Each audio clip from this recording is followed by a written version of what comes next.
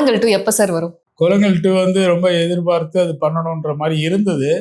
But சில சூழ்நிலைகள் வந்து அது தயாரிப்பு நிர்வாகம் வேறையாகவும் இங்கே சேனலாகும் இங்கே பண்ணுறது. ஏன்னா ரைட்ஸ் அவங்கள்ட்ட இருக்கும், அந்த தயாரிப்பு நிர்வாகத்திட்ட இருக்கிறது. அது வாங்கி இங்கே பண்ணுறதுன்னா அது சில நடைமுறைகளில் சில இது இருந்தது. அதனால வந்து கொஞ்சம் தள்ளி போயிட்டு இருந்தது. இப்பொழுது அது தெரியலன்னா அடுத்தடுத்து நம்மளுடைய பயணங்கள் வேறையா நம்ம எதிர்நோக்கும் போது திரும்ப அவ்வளோ நீளமான ஒரு விஷயத்த பண்ண முடியுமா அப்படிங்கிறது ஒரு யோசனையாக இருக்குது. அதனால அது காலத்தில் வரும், அப்படி வருமாங்க காலம் தீர்மானிக்கணும். ஓகே, வந்தா அதே கேரக்டர்ஸ் வச்சு பண்ணுவீங்களா?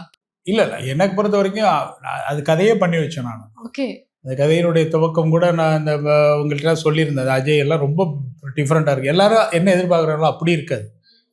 ஒரு கேரக்டர் தன் வாழ்க்கையில் அவ்வளோ முதிர்ச்சி பெற்றால் இந்த தளத்தில் எப்படி இருப்பாள், அந்த முதிர்ச்சியோடு புதிய தலைமுறை இணைகிற ஒரு கதையாக இருக்கும். ஒரு டாப் 3 ஒரு 4-5 கேரக்டர்ஸ் இருக்கும், அவ்வளோதான்.